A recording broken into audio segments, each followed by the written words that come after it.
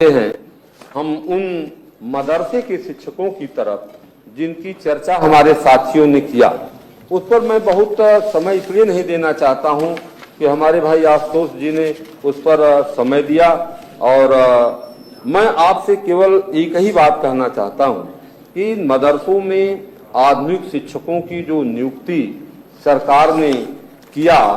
तो उस समय कहा कि इसमें केवल जो ये 93-94 में हुई, और इसमें ये कहा गया कि केवल ये मजहबी शिक्षा इसमें दी जाती है, इसमें जो है मुख्य धारा में बच्चे नहीं जुड़ते हैं, इनको भी विज्ञान की, गणित, मैथ की और इंग्लिश की, इनको जो है शिक्षा दिया जाए, ये समाज की मुख्य धारा से जुड़े। सरकार ने भी उस पर, आपकी सरकार ने भी उस पर बल दिया, माननीय प्रधानमंत्री जी ने भी उस पर बोला कि एक हाथ में हम कुरान रहेगी तो दूसरे हाथ में कंप्यूटर रहेगा। लेकिन उसका पुरसा हाल क्या है कि जब से ये सरकार बनी जो है 17 में 14 में मानवर केंद्र की सरकार जब से 14 में बनी, इन शिक्षकों को 60% इनका मानदेय केंद्र की सरकार देती है, 40% प्रदेश की सरकार देती है। तो 60% का जो उनका अंशदान था केंद्र की सरकार ने बंद कर दिया।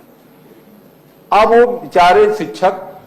40% पर अपना जीवन यापन करने लगे, और जब 40% पर जीवन यापन करने लगे तो उसको भी उत्तर प्रदेश की सरकार ने बंद कर दिया। आज पूरे उत्तर प्रदेश में 13,364 विद्यालय, जिसमें पढ़ने वाले छात्र 12,34,388 छात्रों को पढ़ाने वाले हमारे ये 13,364 शिक्षक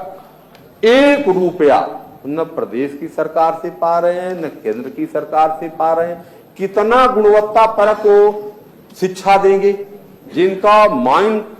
जो मेंटली स्वस्थ नहीं है, घर से अभाव से चलता है, रास्ते में भी घर के विषय में सोचता रहता है, वो विद्यालय में आकर के कितना गुणवत्ता परक शिक्षा देगा, जो है यह सोचनीय विषय है। हम आप अगर घर से डिस्टर्ब हो जाते हैं, परिवार से डिस्टर्ब हो जाते हैं, चाहे किसी दोस्त मित्र से भी, तो दिन भर डिस्टर्ब रहते हैं, तो वह शिक्षक कितना डिस्टर्ब है, इस पर भी जो है आप गंभीरता से विचार करें। और दूसरी एक कानूनी चीज भी मैं बता देना चाहता हूं सर, मानवर सभापति महोदय के माध्यम से नेता सदन को, कि पिछली बार जब ये सवाल उठा था तो सरकार ने इसका जवाब दिया कि केंद्र की सरकार की ने इसको जब बंद कर दिया तो हम क्या करें। यह जवाब सरकार का नहीं हो सकता।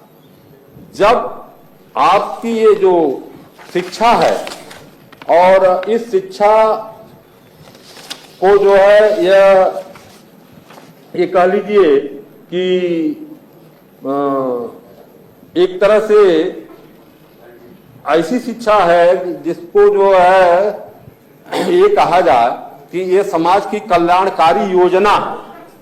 तो जब समाज की कल्याणकारी कोई योजना होती है तो केंद्र अपना अंश जब खत्म कर देता है मान्यवर, तो उस समय स्टेट गवर्नमेंट को पूरा अधिकार होता है कि अपने स्टेट की कार्यकारी योजना को अपने पैसे से उसको संचालित करे, उसको बंद नहीं कर सकती। लेकिन